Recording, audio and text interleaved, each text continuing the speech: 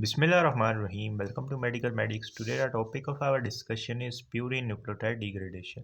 तो जब हम डाइट से न्यूक्लिक एसिड लेते हैं तो वो माउथ के थ्रू हमारे पास आ जाते हैं। माउथ के थ्रू वो चले जाएंगे एसोफेगस के अंदर और एसोफेगस के थ्रू वो चले जाएंगे इनटू द स्टमक। अब स्टमक के अंदर हमें पता है कि पीएच लो होती है। इस लो पीएच की वजह से क्या होता है कि हमारे पास डीएनए और आरएनए डीनेचर हो जाते हैं। डीएनए एंड आरएनए क्या हो जाते हैं? डीनेचर हो जाते हैं। डीनेचरेशन हो जाती है लो पीएच ऑफ स्टमक की वजह से। डीनेचरेशन स्टमक के अंदर क्या होता है कि पीएच, क्योंकि एचसीएल प्रेजेंट होता है ना स्टमक के अंदर, तो एचसीएल की वजह से पीएच लो होती है, जिसकी वजह से डीएनए और आरएनए डीनेचर हो जाते हैं।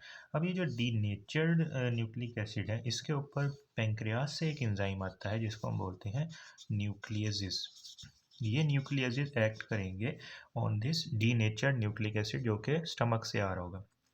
न्यूक्लियस जब एक्ट करेंगे तो ये कन्वर्ट हो जाएंगे इनटू ओलिगो ओलिगो न्यूक्लियोटाइड्स के अंदर। ओलिगो न्यूक्लियोटाइड्स के ऊपर पेंक्रियास से एक और एंजाइम आएगा। That enzyme is a phosphodiesterase diesterase enzyme आएगा पेंक्रियास से। अब ये ओलिगो न्यूक्लियोटाइड को कन्वर्ट कर देगा इनटू मोनोन्यूक्लियोटाइड मोनोन्यूक्लियोटाइड के अंदर। और ये मोनोन्यूक्लियोटाइड के ऊपर एक और एंजाइम आएगा स्मॉल इंटेस्टाइन का। That enzyme is a nucleotidase आएगा। ये इसको कन्वर्ट कर देगा, इसके अंदर से फॉस्फेट को निकाल देगा और इस तरह से हमारे पास बन जाएगा न्यूक्लियोसाइड। क्योंकि जब हम न्यूक्लियोटाइड में से फॉस्फेट निकाल देते हैं तो हमारे पास क्या बचता है? न्यूक्लियोसाइड की फॉर्मेशन हो जाती है। तो कौन कौन से एंजाइम आए इसको हम याद रख सकते हैं एनपीपी से। एनपीपी से हम इनको याद रखेंगे। एन से हमारे पास न्यूक्लियसिस आए, सबसे पहले न्यूक्लियसिस आए, फिर हमारे पास पी से फोस्फोडाइएस्टरेज आया, एन एन पी से इसको याद रखेंगे। फिर हमारे पास आएंगे न्यूक्लियोटाइडेज। एन एन पी से याद रखेंगे न्यूक्लियस, फोस्फोडाइएस्ट्रेट और न्यूक्लियोटाइडेज। तो मोनोन्यूक्लियोटाइड से हमारे पास न्यूक्लियोसाइड बन जाएगी। अब ये जो न्यूक्लियोसाइड्स होती हैं ये एटीपी डिपेंडेंट ट्रांसपोर्टर्स के थ्रू आ जाएंगे into the enterocyte. Enterocyte basically small intestine के एब्जॉर्प्टिव सेल्स होते हैं। इन सेल्स के अंदर आ जाएंगे थ्रू दिस चैनल। ये जो ट्रांसपोर्टर चैनल है ये हमारे पास सोडियम पे डिपेंड कर रहा होता है। अब ये जो हमारे पास न्यूक्लियोसाइड्स थे ये आ गए इनटू द इंटेरोसाइड। न्यूक्लियोसाइड आ गए इनटू द इंटेरोसाइड। अब इस न्यूक्लियोसाइडेज के ऊपर हमारे पास एंजाइम एक्ट करेगा जो कि इंटेरोसाइड के अंदर प्रेजेंट होता है। दैट एंजाइम इज द, ये बहुत इंपॉर्टेंट एंजाइम है, ये वाला एंजाइम होता है न्यूक्लियोसाइडेज। न्यूक्लियोसाइडेज एंजाइम एक्ट करेगा और ये इसको न्यूक्लियोसाइड को अपने कंपोनेंट्स के अंदर तोड़ देगा। न्यूक्लियोसाइड के कौन कौन से कंपोनेंट्स होते हैं हमारे पास? एक तो राइबोज या डीऑक्सी राइबोज या डीऑक्सी, डीएनए के केस के अंदर डीऑक्सी और आरएनए के केस में राइबोज 1 फॉस्फेट होती है। Ribose 1 phosphate. उसके अलावा हमारे पास पिरामिडीन बेसिस, क्योंकि आरएनए में पिरामिडीन और प्यूरिन दोनों होती हैं। उसके अलावा प्यूरिन बेसिस, प्यूरिन्स। अब ये जो पिरामिडीन्स और जो राइबोज 1 फॉस्फेट या डीऑक्सी राइबोज 1 फॉस्फेट होते हैं ये दोनों दोबारा से चले जाते हैं सर्कुलेशन की तरफ, सर्कुलेशन में चले जाते हैं। जबकि हमारे पास जो प्यूरिन्स होती हैं इनकी हमारे पास क्या होती है? डिग्रेडेशन होती है। यानी ये प्यूरिन डिग्रेडेशन के प्रोसेस के थ्रू कन्वर्ट हो जाते हैं इनटू यूरिक एसिड और ये यूरिक एसिड अल्टीमेटली रिलीज हो जाता है इनटू द यूरिन। यानी ये यूरिन के अंदर रिलीज हो जाता है यूरिक एसिड। अब कैसे ये वाली कन्वर्जन हो रही होती है, यानी प्यूरिन को यूरिक एसिड के अंदर कैसे कन्वर्ट कर रहे होते हैं, अब हम उसको डिस्कस करने लगे। तो प्यूरिन हमें पता है कि कौन कौन सी होती हैं। एक हमारे पास एडिनिन मोनोफॉस्फेट होता है और एक हमारे पास गुआनिन मोनोफॉस्फेट होता है। और ये दोनों कहाँ से बन रहे होते हैं? From the inosine 5 inosine monophosphate से। तो एक साइड पे हम लिखेंगे एडिनोसिन मोनोफॉस्फेट, यहाँ पे लिख दिया एडिनोसिन मोनोफॉस्फेट, और यहाँ पे हम लिखेंगे आईएमपी यानी आइनोसिन मोनोफॉस्फेट। अब इसको ये काफ़ी ना इंटरकन्वर्जेबल रिएक्शंस हो रहे होते हैं। अगर हम एडिनोसिन मोनोफॉस्फेट के अंदर से फॉस्फेट निकाल दें, क्योंकि मोनो है तो एक ही फॉस्फेट प्रेजेंट है, एक फॉस्फेट अगर हम इसके अंदर से निकाल देंगे तो ये क्या बच जाएगा? खाली एडिनोसिन बच जाएगा। मोनोफॉस्फेट है ना, तो एक ही फॉस्फेट प्रेजेंट है तो हमने फॉस्फेट निकाल दिया तो एडिनोसिन बच गया।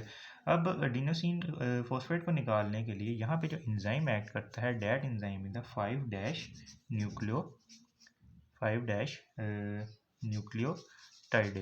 5-न्यूक्लियोटाइडेज एंजाइम एक्ट करता है।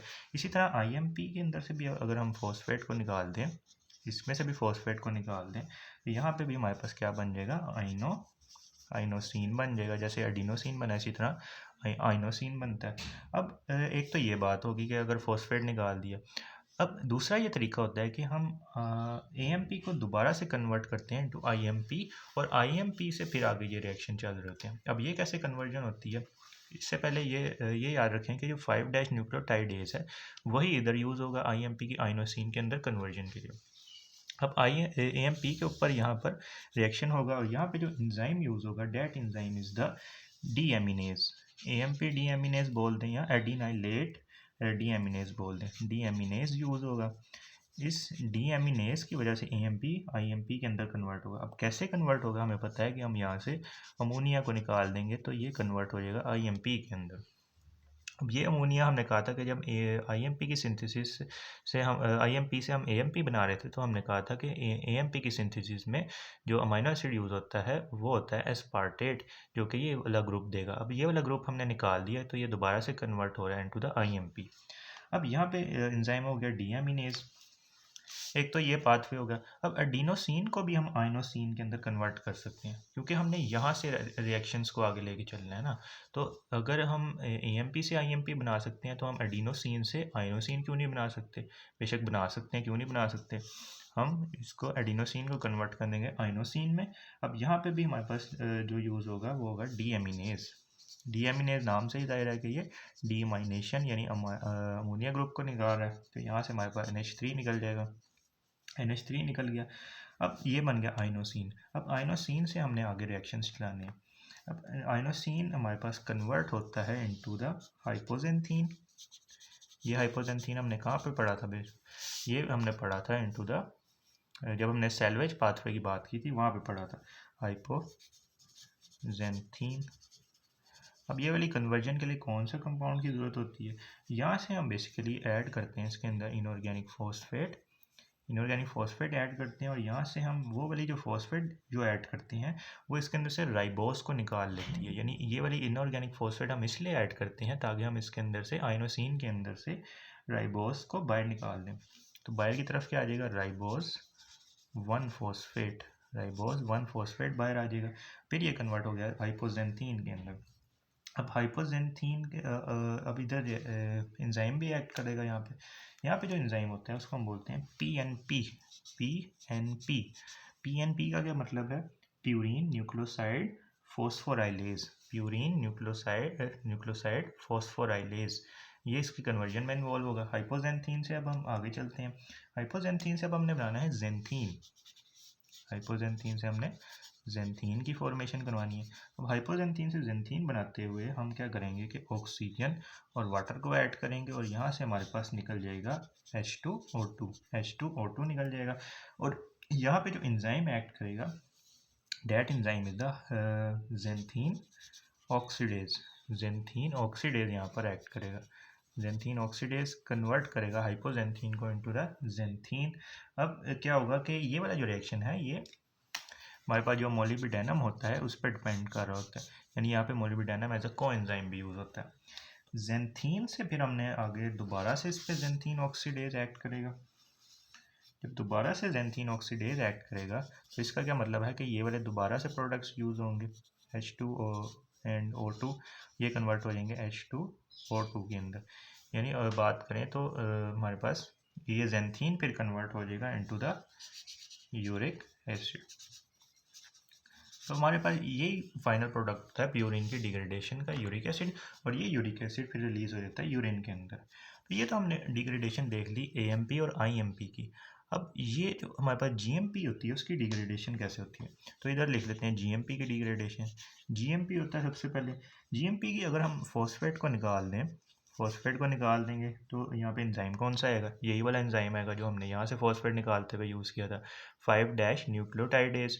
5 न्यूक्लियोटाइडेज की प्रेजेंस में यहाँ से फॉस्फेट निकल जाएगा तो हमारे पास क्या बचेगा, गुआनोसिन बचेगा, गुआनोसिन बचेगा। अब गुआनोसिन हमने यही वाला रिएक्शन करवाना है कि इसके अंदर फॉस्फेट डालेंगे और फॉस्फेट का काम ये होगा कि वो राइबोस को निकाल देगा।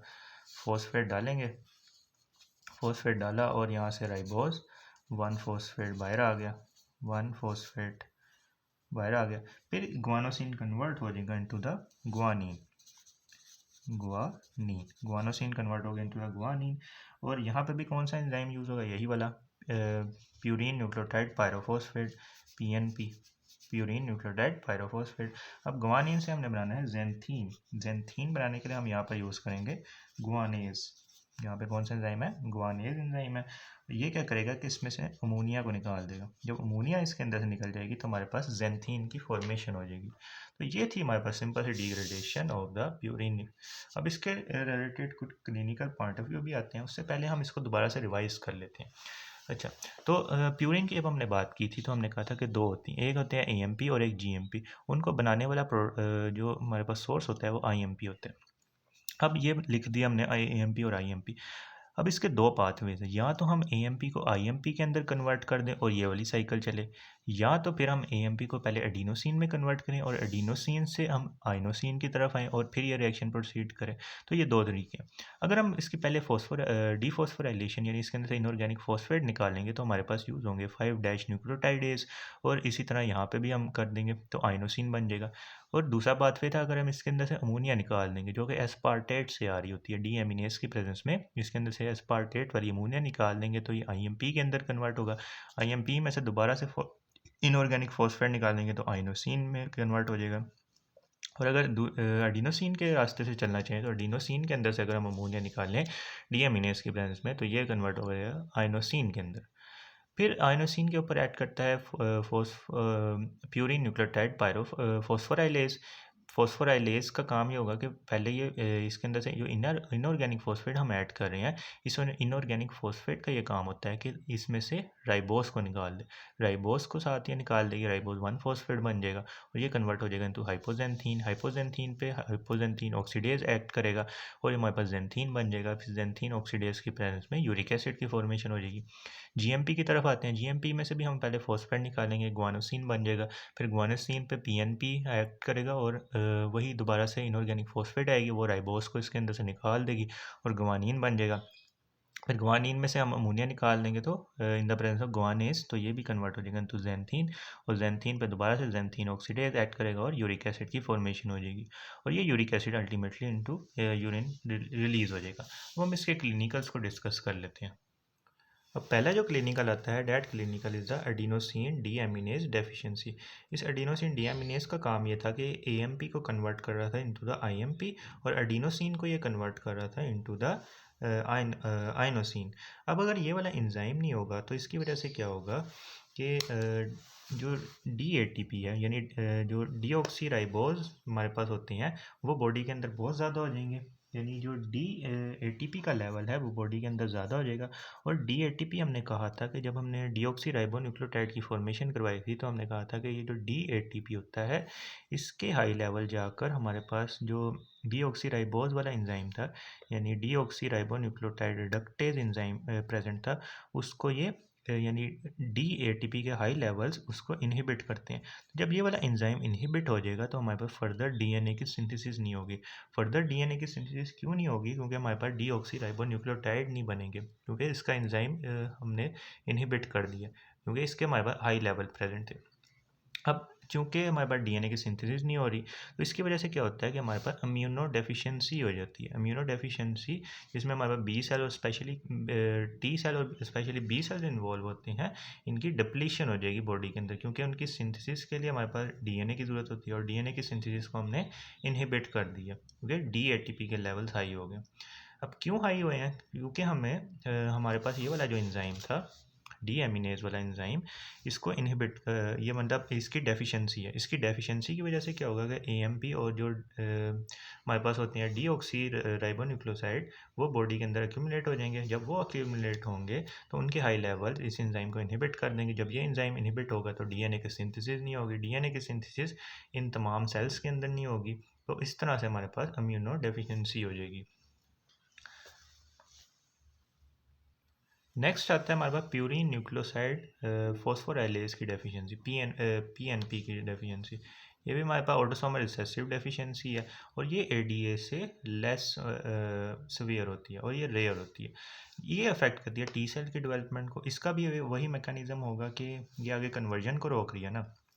जब आगे कन्वर्जन नहीं होगी तो हमारे पास डीएटीपी के लेवल राइज करेंगे। डीएटीपी के हाई लेवल्स जाकर जो हमारे पास रिडक्टेस एंजाइम था जो डीऑक्सीराइबोस की फॉर्मेशन करवा रहा था वो इनहिबिट हो जाएगा। जब वो इनहिबिट होगा तो हमारे पास डीएनए की फॉर्मेशन नहीं होगी। डीएनए की फॉर्मेशन नहीं होगी तो टी सेल प्रोलिफरेशन रुक जाएगी और इम्यूनो डेफिशिएंसी क्रिएट हो जाएगी। तो ये पीएनपी की डेफिशिएंसी थी।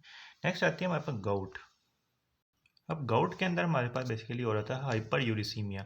हाइपर यूरिसीमिया क्यों हो रहा था? क्योंकि हमारे पास यूरिक एसिड के लेवल्स बॉडी के अंदर ज़्यादा हो जाते हैं। और ये ज़्यादा क्यों होते हैं? क्योंकि दो वजह हो सकती हैं। या तो हमारे पास ओवर प्रोडक्शन है यूरिक एसिड की, यानी बहुत ज़्यादा प्यूरिन बेसिस की डिग्रेडेशन हो रही है, या फिर हमारे पास अंडर सिक्रीशन हो रही है, यानी सिक्रीशन के अंदर कोई मसला है, यानी किडनीज के अंदर मसला हुआ।